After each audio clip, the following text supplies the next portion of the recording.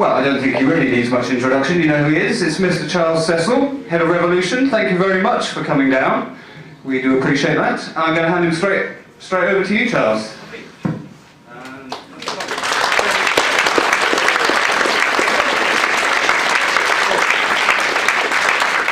you want to talk to the microphone or just shout? Oh, I guess it doesn't really make too much difference. I'll do a bit of both. Lovely. Well, it's absolutely lovely to be here. What a wonderful event, and congratulations Mark and his team. What I want to talk about today is, well, adventure games, I guess. It's going to be from a very personal, subjective perspective. But I'd like to talk a little bit about the beginning. I wrote my first game in 1981 for the ZX81, and then talk about Revolution and the changes that we've seen, and cover a little bit, as well as the creative side and the way adventures have developed, talk a little bit about the business side as well, because that is absolutely crucial, obviously, in funding and writing a game. And some of you will know that we released a new Broken Sword game a couple of days ago, so forgive the bags under my eyes, and if I start rambling, because it's been a really, really hard time, but I'll tell you a little bit about that as well. So, great. So this is the bit I always enjoy, reminiscing. I want to talk about the beginning of the adventure genre. Here it is. And it all sort of kicked off, from my perspective, in Europe, with this wonderful machine, the Sinclair ZX80, which had such a small processor that it couldn't compute and display at the same time. So every time you did anything, it would go fuzzy as it thought, and then it would display your answer. It was very, very simple, but it was very cool. And that was then followed by the ZX81. Now the ZX81 really was the start of everything. One whole K of memory. What I love doing is pulling up my iPhone, which I've now lost. I'm pointing out that it actually has 64 million times as much memory. It's absolutely extraordinary. And for, you're all very young, so the idea of 1K is sort of kind of unthinkable. And I was lucky enough to hook up with I'd gone to university to read engineering, and I was going to be one of the great engineers on a special engineering program, and I loved all the mechanical engineering from the Victorian era, building steam engines and all that kind of stuff. But really working for Ford, in a very, very good company, but it was not really. I was not going to ever be the world's greatest engineer. But I met up with somebody who was also had decided the same thing, and he just published a little book disassembling the ROM of the ZX80, and started a company called Arctic Computing. And so when I first met him, the ZX81 had just come out. It was sort of very short-lived, but the step shape of it was very useful, because when people went and bought the Spectrum, which was to follow, this had a whacking 16K of memory, and it was in colour, and it was extraordinary. Wonderful, wonderful machine. And he invited me to write some text adventures. So we're going back to 1981, and because originally they were for the ZX81. And we'd seen from America Scott Adams and a number of text adventures, so I thought I'd give it a go. So the first game I wrote was called Adventure B. A really crappy name, a really crappy font here, and that, Jesus Christ, I drew that with Letraset, and I'm deeply, deeply ashamed. But we knew better. I think we were just 20. It was a new era. We knew nothing about how the games industry would develop, and it kind of felt appropriate at the time. And for those of you who know how text adventure work, basically you get a description, and the description is I'm in a clearing. What I see, what do I branch? Get the branch. It's too heavy with lots of leaves. Tell me what to do. I think you get leaves. I can't remember. It was a long time ago. Notice the fact that I don't put an apostrophe between the N and the T. And also, one of the things that was so lovely was in those days you got feedback directly from your audience, and it was pointed out that chisel isn't spelled with a Z. Thankfully we have spell checkers now. So that was a really fun era. A little bit later, we got much better quality packaging. So now Adventure B is very much underneath Inca curves. Inca Curse was absolutely inspired by Indiana Jones, Raiders of the Lost Ark, which is a totally brilliant film still to this day, I would say. But it was very innovative in those days. One of the games that was written at Arctic was a 1K chess program. And it actually was really good, it played a really good game of chess in 1K, which is kind of unthinkable now. It was extraordinary.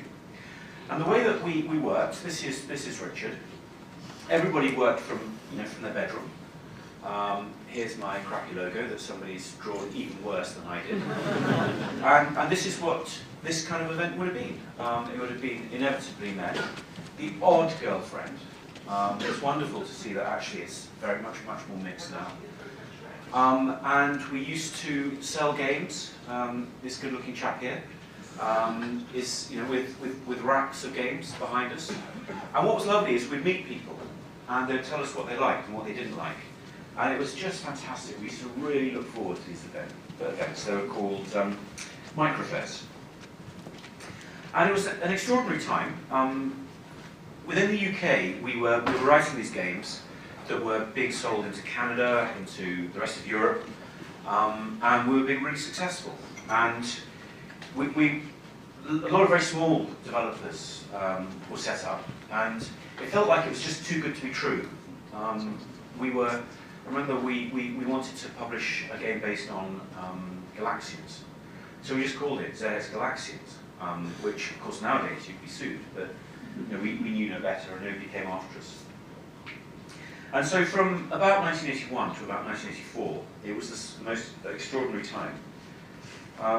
But then it kind of all changed because big American publishers like Activision got involved, and some UK publishers like US Gold, Ocean, licensed in games. And the whole industry changed. It became much more cynical, and it became much more license-driven.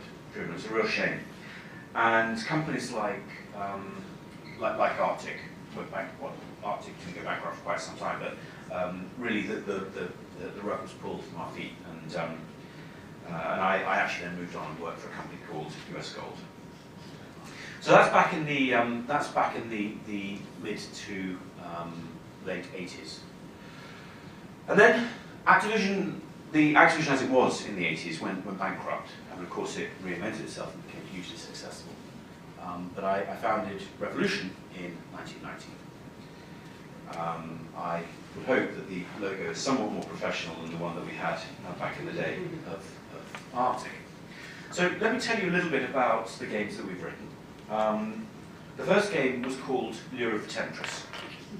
And I always quite like this because whenever I'm asked about the role of women in video games, I always say back in the 80s how appalling it was, and that we were writing games where we actually wanted to feature strong female characters alongside their male protagonists. So it's kind of ironic that this game was called Lure of the Temptress. I'll explain why in a minute. But basically this is 16 colour. And you can see that you can get a very, very interesting style from just 16 colours. Those 16 colours, or 32, 16 on the ST, 32 on the Amiga, meant that you had a very rich and very vibrant palette, and that really defined the look. We were working for a company called Mirrorsoft, and the marketing department asked, as we were approaching release, they asked for me to come up with some names so they could choose the one they thought was most appropriate. And I came up with a list of, frankly, pretty crappy names. And at the bottom, just as a joke, I put Lure of the Temptress. And of course, it was a stupid thing to do, and that's a lesson in life. They came back and said, it needs to be called Lure of the Temptress, it's a great name. To which I replied, there are two problems with that name. It's a great name, but there are two problems. One, there's no luring, and two, there's no temptress. And you can imagine the inevitable reply. They said, well, can't you put one in? Now this is an adventure game that's almost finished. And I said, well, I can, but it's going to add quite a lot of time to development, because we're going to have to rewrite big large elements that do it, will extend the project. So they did. And that was kind of the way things worked.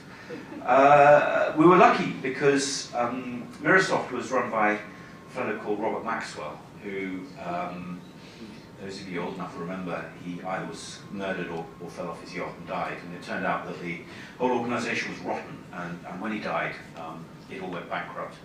And we were able then to move to Virgin Interactive, who actually published the game. Here's their logo. And Virgin were great. It was a really fun game. Our second game was called Beneath the Steel Sky, and we worked with a comic book artist called Dave Gibbons. I'm best known for being the artist and the co-creator of Watchmen. Really lovely guy. What he did was he would pencil, he designed the characters, and then he'd pencil draw the backgrounds. We'd paint them and scan them in. And we had a very talented team of animators, led by a guy called Steve Oates, actually, who would take those backgrounds and animate in 2D, and then also animate the characters. And this was really fun because we were, I'm going to go back a step actually, because what was interesting about Während der AdventureX, which people really loved, was we created something called virtual theatre. And in virtual theatre, what you do is you'd give commands to characters, you string the commands together. So in this particular case, this fellow called Rat Pouch, you've got these guys called School, who are obviously based on orcs in Lord of the Rings. And what you could do is you could string commands together. So at the beginning, you find yourself in a dungeon and there's a school guarding the place, and Rat Pouch can walk past but you can't. So you give him commands, you say, tell Rat, and you can look out of the bars, you can see objects in the world, and once you see those objects you know about them. So you'd say, tell Rat Pouch to go to this room and then get this and then come back again. And it sort of had enormous potential, and I was really excited. But then when we moved on to Beneath the Steel Sky, we could never quite make use of it. And certainly it's something that I really miss, and it's something that in the back of my mind I keep thinking that we should try and bring back in some way. So Beneath the Steel Sky came out in 1994. It got some really great reviews. This was very much this was very much the era of the adventure. It was about to come to a sort of, well, this is probably at the very climax of the whole genre. And then Virgin were very pleased with the way that those games had succeeded, so they told us to really push the boat out and come up with a really high production value adventure game. And that's when we wrote Broken Sword, the first Broken Sword game, Shadow of the Templars, which was released in 1996. And that was fantastic, because having worked with Dave Gibbons on Beneath the Steel Sky, it was lovely to be able to sort of look wider at people from other creative industries and work with them. Very much on the basis that I as the director of these games, had to maintain creative control. So if they weren't happy with that, then we couldn't work with them. And frankly, I've had no problems at all in that regard, because so many people were excited then and still are excited by the way that computer games work. And really, the person that had really inspired this was a fellow called Owen Cahill, who worked in Dublin at a studio, at the Bluth Studios, and he was a really, really talented layout artist, and taught me an awful lot about what you could do and how exciting it is if you have a really experienced layout artist. Then you can push the perspective, and you can create a mood and an emotion that you can't do by just going to 3D, which is one of the reasons why 2D can create a different type of mood to 3D, because these people really understand the difference between the two. And we also worked with a composer called Barrington Phelan. This is somebody I had played cricket with about 5 years beforehand. And for all our German friends, cricket is that game where you know the one that we're losing to the Australians at. But it was really fun to sort of bring this wonderful group of people, and we had a great team ourselves. And I loved working on this. It was fun. The plot sounds kind of familiar. For those of you who don't know Broken Sword, there's an American in Paris who meets this sassy French girl. They get almost killed by an assassin, and then they end up being enthralled in a conspiracy involving the Knights Templar. And just before anybody thinks of Da Vinci Code, we were way, way, way before. And a number of people have made the accusation that Dan Brown almost certainly played Broken Sword, because so many of his ideas are the same. And I would never make that accusation myself, but I'm grateful for those who do jump in and make that. Personally, I would never have included things like, has anybody actually read the book of the Da Vinci Code? We've got a few nods. At the beginning of the Da Vinci Code, he says, you know, fact, the priori of sign exists. Well, fact, the priori of sign was started by a Belgian or anti-Semite at the beginning of the 20th century, who'd created many secret societies and was eventually arrested for fraud. And it was all utter nonsense. So it was kind of interesting because we're very much in the same area, but when I wrote The Broken Sword, I really didn't believe a word of this. And it's quite interesting that Dan Brown really took it on board, and presumably really did believe it, because he put it as a fact. Then we followed this with another Broken Sword game, The Smoking Mirror, in 1997. And at this point, the industry was changing. Virgin really didn't want to. They didn't want to fund this game. They thought that the market was changing so rapidly that adventures were going to totally, there was going to be no demand for them whatsoever. The irony is that actually both Broken Sword 1 and 2 did really well on PlayStation. They sold about 500,000 copies each. And Virgin made an awful lot of money from those. But I'm going to talk a little bit in a moment about the way that the changing view of the publishers changed, and effectively that's one of the reasons why adventures went downhill. But just briefly, you know, fantastic reviews. We're very, very pleased. Building on what we've done previously in terms, a little bit linear. One of the things that really astonished me was the official PlayStation magazine. And as I say, Virgin didn't want to commission this game, and they really had no interest on PlayStation whatsoever. It was voted the 5th best PlayStation game ever by the official PlayStation magazine, which was extraordinary, really, because we were effectively using the joypad as a virtual mouse. I mean, it was a bit rubbish, really, and yet people loved it. So it's quite clear that even at that stage, the view of the publishers versus the view of gamers and adventure players was diverging, and I don't think there was I think the sense of reality was lost. So then everything changed. And it changed with the launch of this thing, the first PlayStation. A retailer would have, I have no idea how many slots they have for games, but let's say it's 300, 400. And the success of PlayStation meant that more and more publishers started publishing more and more games in the hope of a hit. And because of that, games became more and more expensive because they had to compete. And retail got clogged up. And the publishers were commissioning games that they thought that once they were finished in a year and a half, a retailer would want to stock. So there's this real sense of being cautious. So that's one of the reasons why all the games became visceral 3D games, because that's what the perceived wisdom was that everybody wanted to play. And that very much alienated the audience for adventure games. And when we brought another Broken Sword, it had moved to 3D, as it had to be commissioned. And you know, I make no apologies, apart from the box puzzles. I enjoyed playing, I enjoyed writing this game, and a number of people really enjoyed playing it. But it was quite a different feeling to move from 2D to 3D.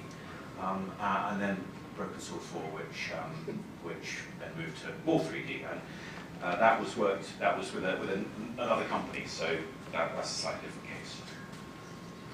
So,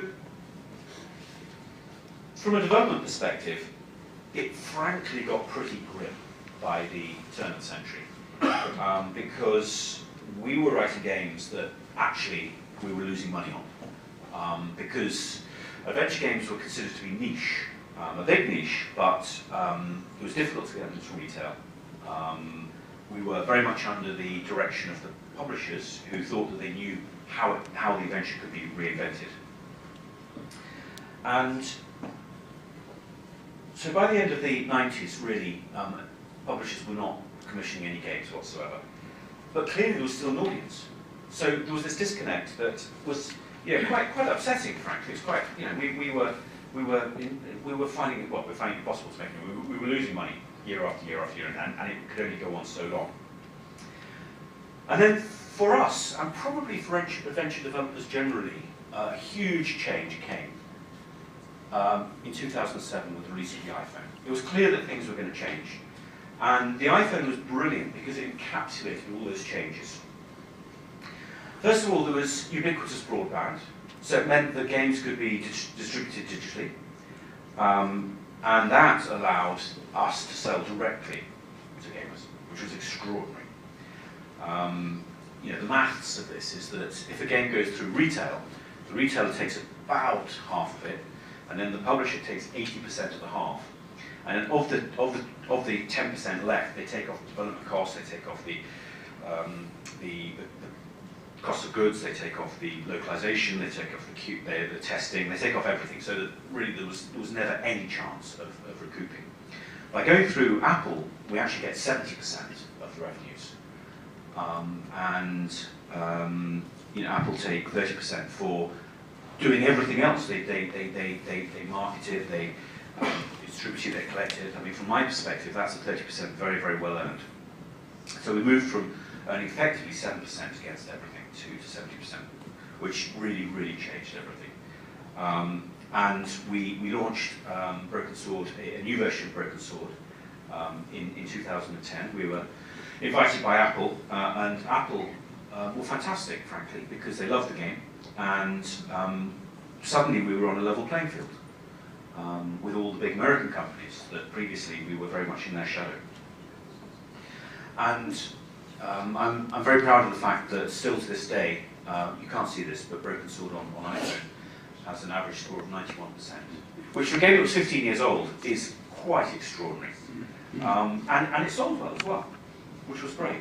So, but everything had changed, because one of the huge beneficiaries and one of the reasons that Apple could sell games was that, ironically, Nintendo had done such a great job a couple of years earlier with the DS and the Wii, with Nicole Kidman and all of those adverts, bringing in a more casual audience.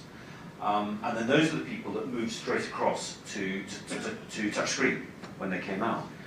They'd been trained on the DS, and they moved forward. And that was great for us. The other thing that was changing, of course, was the way you communicated marketing. So whereas there was a publisher template, which was, you know, send this out to the press, get X pages in this magazine, and do this, and you know, basically you saw these things. They were all exactly the same, with exactly the same lines.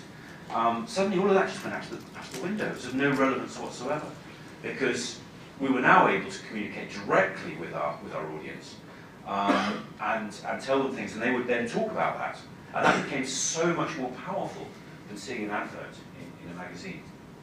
And the other thing that's quite important from an economic perspective, because economics changes as well in this, is that, you know, I don't know if any of you did economics or the basics of economics, but what underpins it is the supply and demand curve. Now, in traditional economics, you have a variable cost and a fixed cost. Well, in digital, through a company like Apple, we have zero variable costs. It costs us nothing. It costs us a huge amount to produce the game, but then it costs us nothing to distribute it. So we were invited to participate in something called the 12 Days of Christmas a couple of years ago. And bearing in mind that we are a really small team in York, the game launched just after Christmas, and that number is actually, on that one day, was 2.5 million downloads, which was phenomenal. Absolutely phenomenal. Now, I was really worried because I thought, oh, we'd given it away for free. But we were giving it away over a year after we'd launched it. So this was really opening up, and we'd just released Broken Sword 2. And this is our sales at the time. The game, this is Broken Sword 1. Just let me turn that off.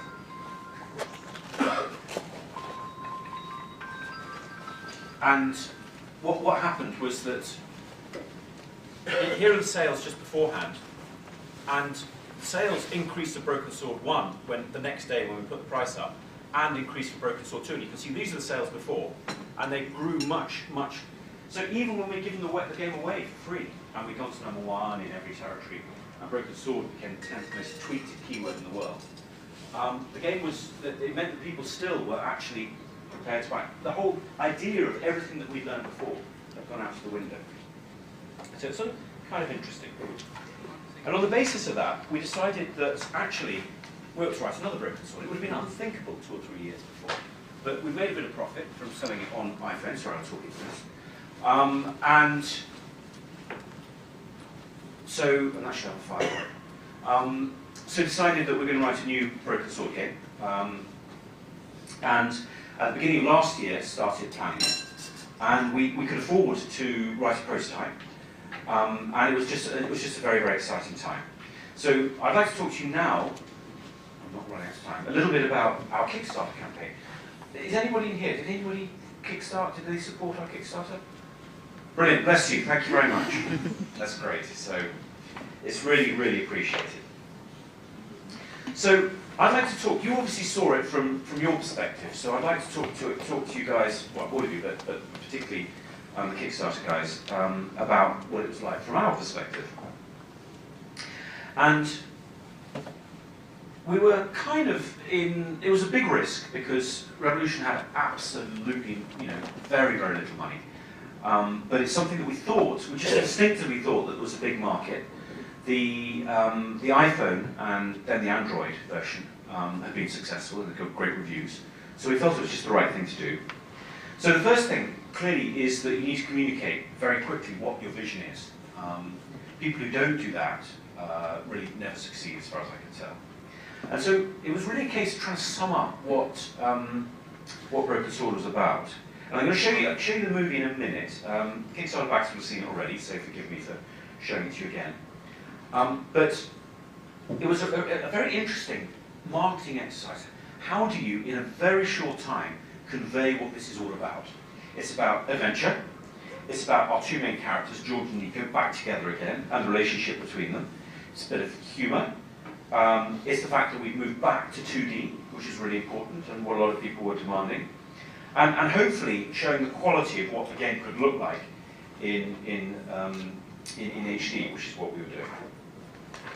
So I haven't actually tested the audio of this, so I hope it's going to work. It probably will. Everything else has. So I'd like to just show you the first minute or two of the Kickstarter movie. Can I have some volume here? Varian, audio. So I should have thought about this beforehand.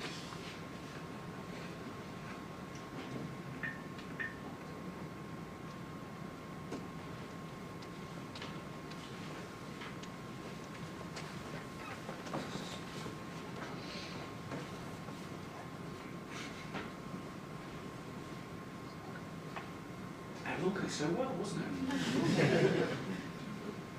It still looks lovely, Charles. Oh, that's very kind of you, thank you.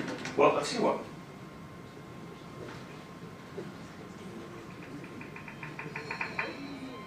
Right, if you could all be very quiet, then you can hear it from here.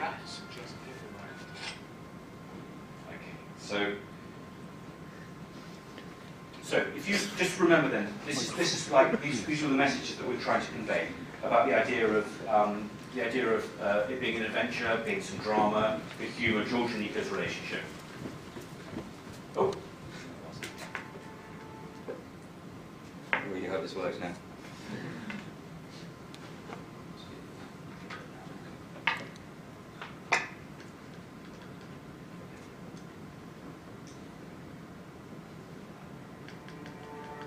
Fantastic, well done.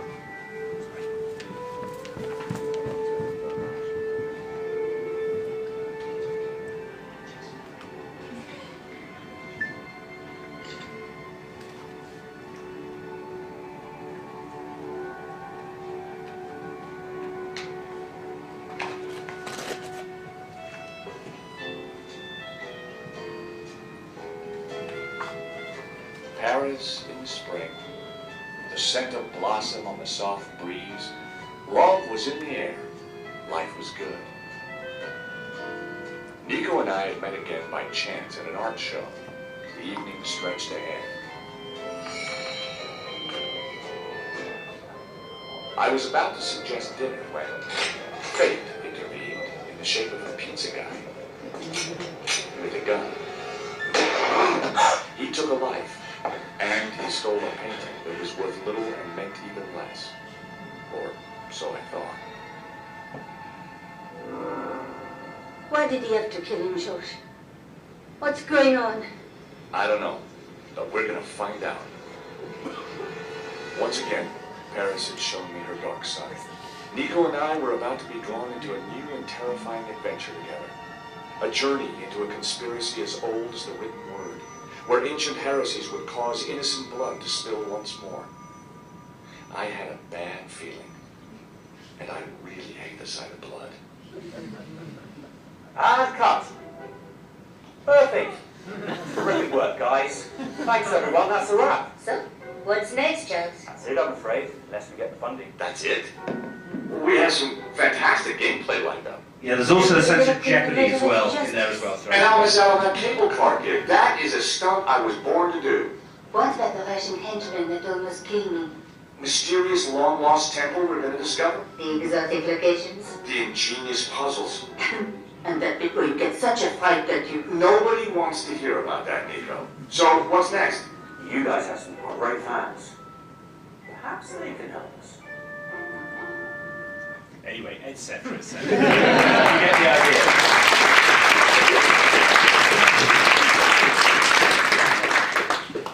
And the response was just brilliant. It was just brilliant.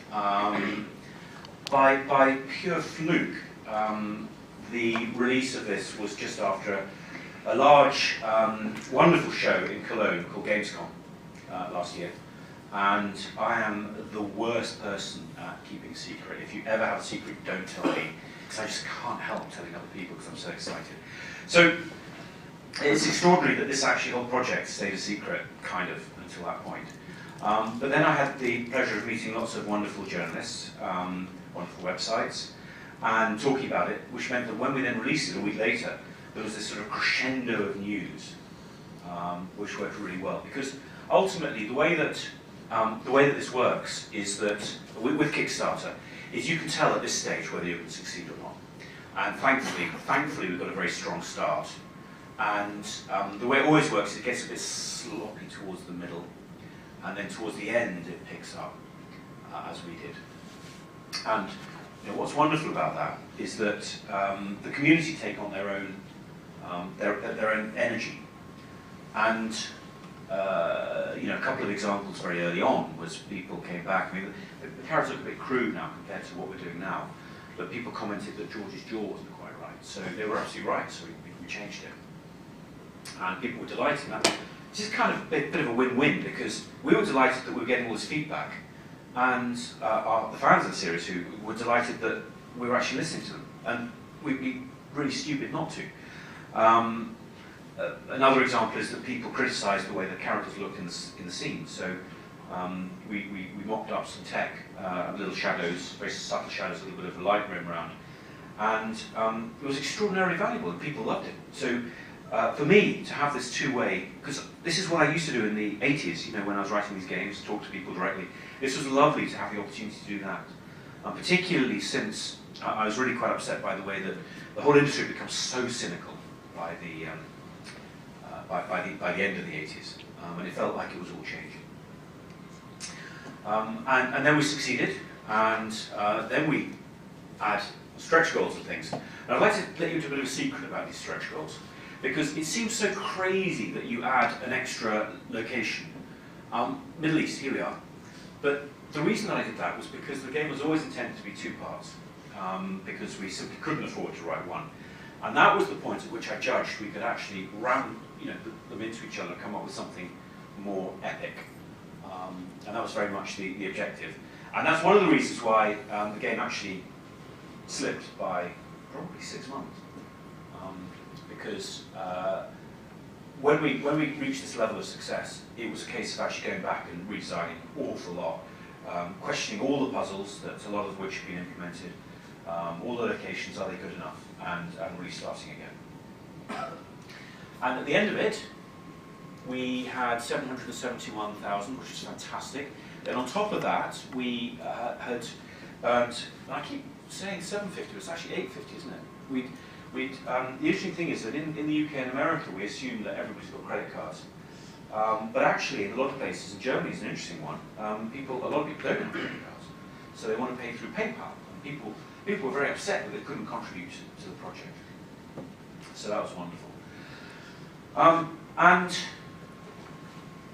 so, one of the, we are a very small team, based up in, as I said, New York. So we found ourselves, as well as being a developer, which is pretty hard to apologise. People say that my posts are too long, so I should do more shorter posts, so forgive me for the rambling. But decided that, having promised that it was going to be out for Christmas, that it was really important that I felt really passionately we had to meet that promise. And the reason is because there have been some pretty crappy Kickstarter, well, I'm not going to name any names, but people who, frankly, in my opinion, have shown a real contempt for their backers. And I was terrified that if we then postponed it, that there'd be this sort of underlying hint, just a suggestion that maybe we were doing the same thing, which was absolutely not the case. So about 6 weeks ago, I decided that we really had to split the game, which is actually quite good in some ways. Alternatively, we could have delayed it, or alternatively, we could have just rushed it out and it wouldn't have been very good, particularly the second half. The disadvantage, of course, is that we ramp up in the second half, so the first half is really building up for the second half.